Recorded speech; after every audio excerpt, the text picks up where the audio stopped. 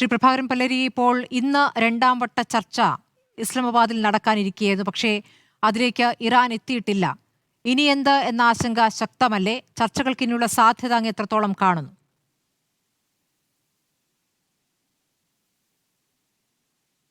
ഈ 21-ാം നൂറ്റാണ്ടിൽ ഉത്തരവാദപ്പെട്ട രാഷ്ട്രങ്ങൾ 18-ാം നൂറ്റാണ്ടിന്റെ സ്വഭാവം കാണിക്കുമ്പോൾ ലോകം എങ്ങോട്ടാണ് പോകുന്നതെന്നുള്ള ഒരു തോന്നലാണ് ഞങ്ങളെ പോലെയുള്ളവർക്ക് വരുന്നത്. ഇവിടെ നടക്കുന്ന സംഘട്ടനം ഒരു യുദ്ധമായിട്ട് ഞാൻ കാണില്ല. കാരണം യുദ്ധം എന്ന് പറയുന്നത് ഞാൻ കണ്ടാൽ അവസാനത്തെ യുദ്ധം 2021 അർമേനിയയും അസർബൈജാനും തമ്മിലുള്ള യുദ്ധമായിരുന്നു. ഇത് ഡിക്ലെയർ ചെയ്യാത്ത സംഘടനമാണ് ഞാൻ ഇപ്പോൾ കാണുന്നത്. അങ്ങനെ ഇനി ലോകം മുന്നോട്ട് പോകില്ല. അത് ഒരു തരത്തിൽ നോക്കിയാണെങ്കിൽ നല്ലതാണ്. പക്ഷെ അത് ഭരണകർത്താക്കൾ ഇത്രയും മോശമാണോ എന്ന് തോന്നിപ്പോകുമ്പോൾ ഇവർ മൂന്ന് കൂട്ടരും ലോക ജനതയുടെ മുമ്പിൽ കുറ്റക്കാരാണ്. അത് കാണുന്നുണ്ട്, നമ്മൾ പ്രത്യക്ഷത്തിൽ കാണുന്നുണ്ട്. ഇതിന്റെ പിന്നിലുള്ള ഉദ്ദേശം പണമാണോ, റിസോഴ്സസ് ആണോ? ഏത് യുദ്ധത്തിന്റെ പിന്നിലും വിഭവങ്ങളുടെ ഭിന്നിപ്പുണ്ടാകും, റിസോഴ്സ് ഉണ്ടാകും. ഉദാഹരണമായിട്ട് ലോകത്തിൽ ആദ്യം നടന്ന യുദ്ധം 35,000 വർഷങ്ങൾക്ക് മുമ്പാണ്. അത് തീ എടുക്കുവാൻ വേണ്ടിയാണ്. ഒരു കൂട്ടർക്ക് തീ ഉണ്ടാക്കാൻ അറിയും, ഒരു കൂട്ടർക്ക് തീ ഉണ്ടാക്കാൻ അറിയില്ല. അപ്പോൾ ഒരു കൂട്ടർ മറ്റവരുടെ അടുത്ത് പോയിട്ട് അവർ ഉണ്ടാക്കി വെച്ചിരിക്കുന്ന അഗ്നി കടത്തിക്കൊണ്ടുപോകുന്നു. അങ്ങനെ നോക്കുമ്പോൾ ഒരു വക എല്ലാ യുദ്ധങ്ങളും റിസോഴ്സിന് വേണ്ടിയാണ്. പക്ഷെ ഇവിടെ നടക്കുന്ന യുദ്ധം റിസോഴ്സ് ആണ് അതിന്റെ കാരണമെങ്കിലും അത് വാസ്തവത്തിൽ ചില വ്യക്തികൾക്ക് വേണ്ടി മാത്രമുള്ളതാണോ എന്ന് എനിക്ക് തോന്നിപ്പോകുന്നു. കാരണങ്ങളുണ്ട്, പക്ഷെ അത് ചെയ്യുന്ന ആ കാരണം നമ്മൾ പറയുക മാത്രമാണ് ഇതാണ് കാരണം എന്ന്. പക്ഷെ ഇതിന്റെ പിറകിൽ വ്യക്തികളുടെ അതോറിറ്റി ഞാൻ കാണുന്നുണ്ട്. ആ അതോറിറ്റി ഉപയോഗിച്ച് അവർ സ്വയം വലുതാകാൻ ശ്രമിക്കുകയാണോ എന്നുള്ളൊരു സംശയത്തിലേക്കാണ് ഞാനിപ്പോൾ വരുന്നത്. ഇവിടെ ഞങ്ങൾ എപ്പോഴും ഡിസ്കസ് ചെയ്യുന്നതാണ്. ഞാനിപ്പോൾ ഒരു യൂണിവേഴ്സിറ്റിയിലാണ് ഉള്ളത്. വിദ്യാർത്ഥികളുമായി പലതും ഡിസ്കസ് ചെയ്യാറുണ്ട്, ചർച്ച ചെയ്യാറുണ്ട്.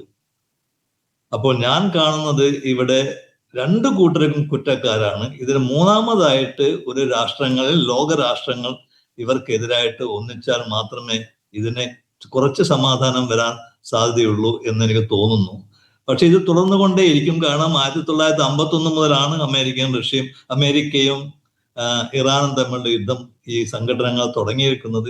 ഇതുവരെ അമേരിക്കക്ക് ഇറാനെയോ അമേരിക്കയെയോ തളർത്താൻ സാധിച്ചിട്ടില്ല. പക്ഷെ ഒരുപാട് നഷ്ടം ലോകത്തിന് സംഭവിച്ചിട്ടുണ്ട്.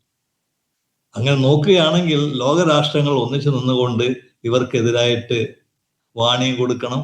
പക്ഷെ അതിന് നമ്മുടെ ഐക്യരാഷ്ട്രസഭയ്ക്ക് യാതൊരു ശക്തിയും ഞാൻ കാണുന്നില്ല. ഇതാണ് എൻ്റെ അഭിപ്രായം. ഞാനും നോക്കി നിൽക്കുകയാണ്. ഇതൊക്കെ ഞങ്ങളെ പോലെയുള്ള ഗവേഷകന്മാർക്ക് പഠിക്കാൻ ഒരുപാട് സംഗതികളുണ്ട്. പക്ഷെ ഒരു തരത്തിലും ലോകം മുന്നോട്ട് പോയിട്ടുണ്ട് എന്ന് ഞാൻ പറയില്ല. ഇതാണ് എൻ്റെ അഭിപ്രായം. അത് കണ്ടു തീർക്കുക തന്നെ വേണം. ഒരു സമയത്ത് അവർക്ക് തളർച്ച വരും. ആ തളർച്ച വരുമ്പോൾ അവർ തന്നെ പിന്മാറും. പക്ഷെ അതിന് മുന്നോടിയായിട്ട് ഒരുപാട് നഷ്ടങ്ങൾ ലോകം സഹിക്കേണ്ടി വരും. അതാണ് ഇപ്പോൾ നമ്മൾ കണ്ടുകൊണ്ടിരിക്കുന്നത്. ഒരു പൂട്ട് രണ്ട് പൂട്ടുകളിട്ട് ഒരു വീട് പൂട്ടിയാൽ എങ്ങനെ ഉണ്ടാവും? ഒരു അന്യോന്യമുള്ള സംഘർഷമുള്ള രണ്ട് വ്യക്തികൾ രണ്ട് പൂട്ടുകൾ കൊണ്ട് എങ്ങനെ പൂട്ടിയാൽ എങ്ങനെയുണ്ട്? അതാണ് ഇപ്പോൾ ഹോർമൂസ് കടലിടുക്ക് എന്ന് പറയുന്നത്. വാസ്തവത്തിൽ ഹോർമൂസ് കടലിടുക്ക് 27 കടലിടുക്കുകളിൽ ഒന്നാണ്. കടലിടുക്കുകൾ എന്ന് പറയുന്നത്, സ്ട്രേറ്റ്സുകൾ എന്ന് പറയുന്നത് ഞങ്ങളെ സംബന്ധിച്ചിടത്തോളം ഗ്ലോബൽ കോമൺസ് ആണ്. ഒരാൾക്കും തടയാനുള്ള അവകാശമില്ല, ഒരു രാഷ്ട്രത്തിനും അത് തടയാനുള്ള അവകാശമില്ല. ലോകത്തിലെ എല്ലാ കപ്പലുകൾക്കും പോകാനുള്ള അനുവാദം കൊടുക്കണം. അതാണ് കടലിടുക്കുകൾക്ക് അന്താരാഷ്ട്ര നിയമപ്രകാരം നമ്മൾ ചെയ്യേണ്ടത്. അത് ചെയ്യുന്നില്ല ഇവിടെ. കടലിടുക്കുകൾ ഒരാളുടെയും സ്വന്തമല്ല എന്നുള്ള കാര്യം അത് ഞാൻ തുറന്നു പറയുകയാണ്. കാരണം പ്രേക്ഷകർക്ക് വേണ്ടിയാണ് ഞാൻ പറയുന്നത്. ഒരാൾക്കും ഒരു സ്ട്രേറ്റും ഒരു കടലിടുക്കും ഒരു രാഷ്ട്രത്തിനും അതിൽ കൂടെ പോകുന്നതാണെങ്കിൽ തന്നെ അത് തടയാനുള്ള അധികാരം ഇല്ല അന്താരാഷ്ട്ര നിയമത്തിൽ. കാരണം അത് ഗ്ലോബൽ കോമൺസ് ആണ്. ലോകത്തുള്ള എല്ലാ ജനങ്ങൾക്കും ആവശ്യമുള്ള ഒരു സംഗതിയാണ്. അതാണ് ഇവർ തടഞ്ഞിരിക്കുന്നത്.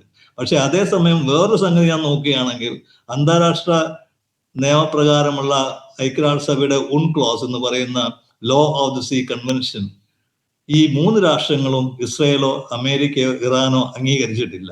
അതും നമ്മൾ മനസ്സിലാക്കേണ്ടതുണ്ട്.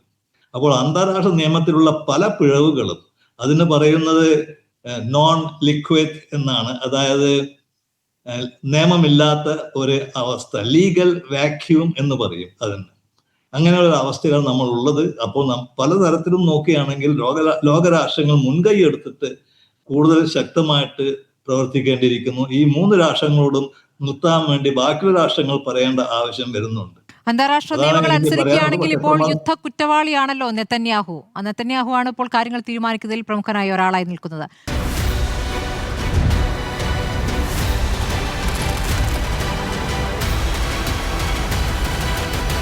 ഡിബേറ്റ് വിത്ത് സ്മൃതി പരുത്തിക്കാട്.